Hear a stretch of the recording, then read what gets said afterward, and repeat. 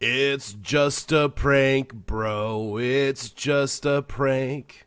Hey guys, Thad here, and welcome to another video. I do appreciate you guys spending a little bit of time with me today. So today what we're going to be playing is Diablo 3 in the brand new season, Season 6. It's been out now for about 48 hours now, something like that. And I did finally get to 70 and 53 Paragon levels, which is really, really exciting. Today I just kind of wanted to go over a little bit of my experience leveling while we do a Nephilim run here on Torment 2. So I haven't quite gotten my full set yet, the one from Hagrid's gift. I still got to do my level 20 Greater Rift, which is why I'm still farming for Greater Key Rifts. So I do have the 4-piece set, which of course, you know, helps out with our fetish army. They stay up longer. I did get a couple pieces of gear here. It's nothing too exciting, honestly. It's just stuff to basically hold me over until I get the real stuff. I just got, you know, whatever legendary gem I could find and just kind of throw in here. So it's not... it's very, very much my budget gear. But I've got to the point where I can just breeze through Torment 1. So I'm like, psh, I could do Torment 2 now. That's good times. So, Fetish Army and Gargantuan, very interesting how this works. And now when I hit with my spells, I spawn Fetish Armies. So, I wanted to try Wall of Death instead of the, because I did have the Jerem's Bracers. So I kind of wanted to see how that would work. And it looks like we're still spawning our fetishes, which is good. And looks like we do a little bit more AoE damage. So actually, that's actually turned out pretty well. That'll be good for, you know, getting us up to where we need to get our harvest stacks. So the Zumas is actually pretty interesting. I have seen, I think his name is JMac, his starter build for pets. And I'm just kind of like taking it off of that for now until I start getting pieces of my Helltooth. So I can do solo greater rifts with pets and stuff like that. So stuff's going pretty well on that front. Now, leveling from 1 to 70, that was interesting because it was my first time doing it the hard way. And the reason I'm saying the hard way is because when I first started playing this game, all my friends, family members, anybody who I knew that was playing already had, you know, several 70s, you know, they're up on, you know, some of them were up on the leaderboards, and so they just basically rushed me and my wife to where we needed to be. So I didn't really get to experience the whole leveling process, and I did go and find a leveling guide, and I think it was either outdated or wasn't updated for patch 4.2.1, and so I really didn't look until pretty much after I had already, leveled to, I think I was about like 11, I think I was like between 11 and 15, and so I really, it was kind of slow. Like, apparently with that guide, you're supposed to be able to ding level 70 within or around 3 hours, and I think it took me approximately 4.5, 5 hours.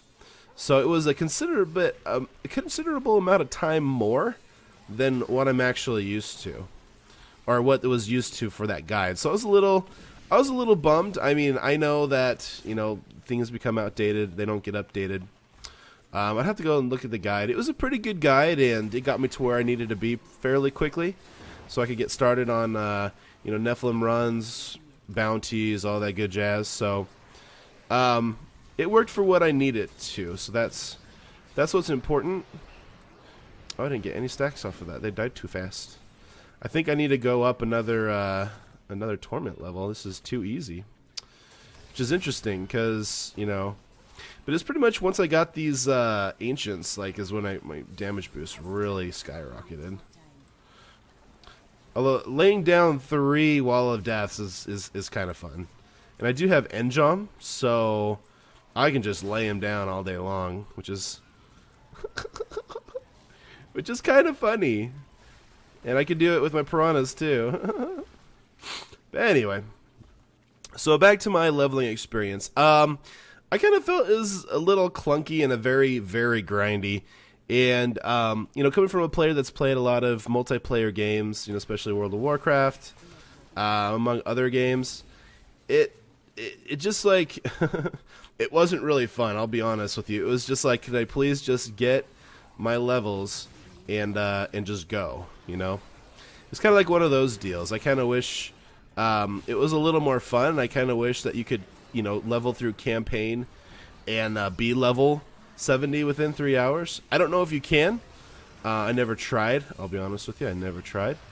But I just kind of felt like it was just too grindy. Even with the guide, it still took a lot longer than I thought it would. I was hoping I'd be level 70 a lot faster.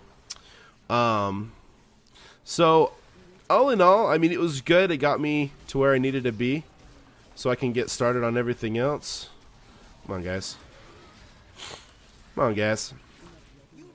And so, I mean, it was good, but I kind of feel like it could be a lot more fun. I kind of feel like, you know, we, you know, as people that like to play, you know, these kinds of games want to just, I'm just going to kind of stack these all up on him. Done and done. That's actually pretty fun. This might be my new farming build. I'm actually really excited about that. We'll see what happens. But all in all, I think the leveling process should be a lot more fun. I haven't... I mean, even like World of Warcraft, like it's still a little bit fun because you can, no matter if you did quests or if you did dungeons, it's very similar for how fast you can level. And obviously, there's more grindy ways that you could, like, you know, level a little bit faster and all that good stuff.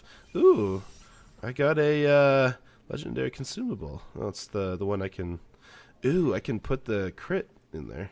I don't even know what my crit is at. It's probably really, really low.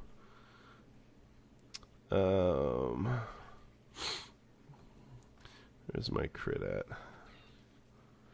Armor. There you go. Crit hit chance. And it's still kind of low, so that actually would probably help a little bit better. It might not be optimal at this point in time because obviously I haven't optimized any of my gear. Like, I seriously just got this gear, threw it on, and just started playing as fast as I could to try to get to the next step after getting level 70. Start doing them rifts, start doing them Nephilim runs. So, all in all, I really feel like there should be a more fun way. But that's one man's opinion. Let me know in the comments what you guys think about the whole leveling shenanigans in Diablo. Do you guys like doing the campaign thing and taking a lot longer, or do you like the grindy way and get it sort of faster, but it's just not as fun? I'd love to hear you guys' opinion. Thank you guys so much for watching another video. I do really, really appreciate it. Thank you so much for spending some time with me, and hope you're having a wonderful day. And as always, we will see you in game. Now these, if you do these right, these should only last between 3 and 5 minutes for the most part. If you have pretty good, obviously if you haven't gotten your 6 pieces and the rest of the legendary gems for your build, if you're having yellows and stuff like that, you might be a little harder to level up your gems. So this is obviously leveling for, you know, higher levels. You do want to wear your Nemesis Bracer, which I'm not wearing right now because I'm cool like that. I should have worn it. That was actually my fault for not wearing it. Because basically it gives you the opportunity to finish these just a little bit faster. And I'm talking instead of watching me play. So basically the Nemesis Bracer is definitely, you know, something you want to use. I mean, it gives you shrines and pylons.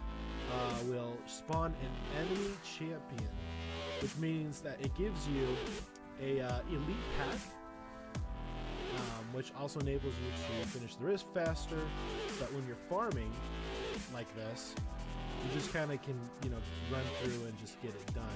And it definitely does drastically reduce the time, so I would definitely recommend wearing a Nemesis Bracer while you are leveling.